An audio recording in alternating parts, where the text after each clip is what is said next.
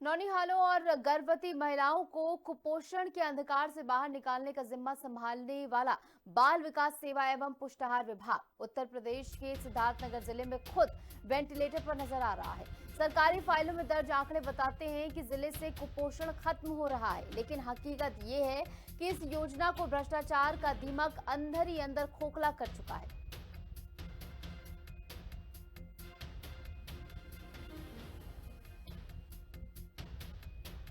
देखिए, आप द्वारा संज्ञान में लाया गया है।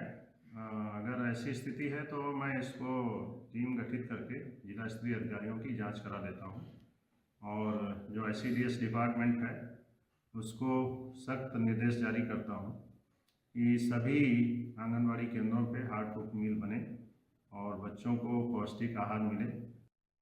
देखिए, ये जनपद सिद्धार्थनगर के मुख्यालय का शहरी CDPO कार्यालय है और शहर में जितने भी आंगनबाड़ी केंद्र संचालित है सब यहीं से मॉनिटर होता है। सारी मॉनिटरिंग यहीं से होती है।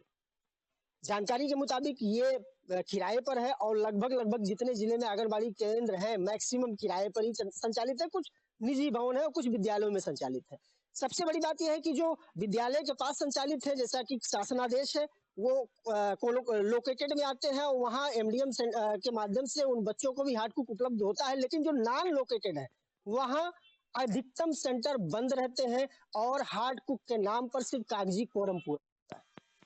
लेकिन जो व्यवस्था अगर बात करी जाए तो जो इनके विभागाध्यक्ष हैं, जो विभाग के लोग हैं, वो आंकड़ों में सारी व्यवस्थाओं को चाक चौबंद दिखाते हैं, रिपोर्टिंग करते हैं कि सारी व्यवस्थाएं ठीक ठाक है, जैसा कि भारत सरकार की मंशा है कि सही पोषण देश रोशन। लेकिन आपने जो देखा, यहाँ की व्यवस्था देखा, यहाँ अगर देखेंगे तो चारों तरफ जो है झाड़ जंखाल लगे हुए हैं। इनकी शौचालय भी बेहतर नहीं है। पानी के लिए एक अदद नल तो है, लेकिन जैसा कि यहाँ की व्यवस्था है, जैसा क्या है कि भौगोलिक परिवेश है, उस हिसाब से नल का पानी पीने के लिए जल निगम पूरी तरह मना करता है। अतिरिक्त कोई व्यवस्था नहीं है। अब अगर इस ऑफिस की हम बात कर लें तो ऑफिस ही जो जो दिखाई पड़ रहा है, ऑफिस ही कुपोषित दिखाई पड़ रहा है। जो शहरी आंगनबाड़ी सेंटरों को संचालित कराता है वो ऑफिस ही कुपोषित दिखाई पड़ रहा है।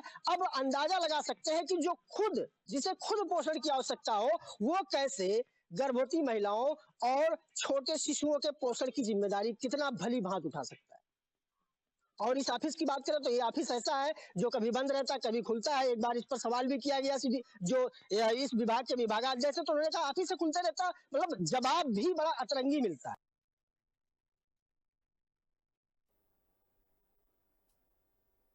तो योजना को भ्रष्टाचार का दीमक खोखला कर रही है और ऑफिस के हालात कुछ ऐसे हैं कि यहाँ पर बच्चों को पोषण देने की जरूरत से ज्यादा इस ऑफिस को जरूरत है कि यहाँ पर इसका कायाकल्प हो। ऐसे में अधिकारियों से जब इसकी जवाबदेही उनसे तय की जाती है तो उसके बाद उनकी ओर से जरूर इस बात का हवाला दिया जाता है कि जांच टीम गठित की जाएगी, लेकिन उसके बावजूद अब तक कोई ऐसा कदम यहाँ पर नहीं उठाया गया।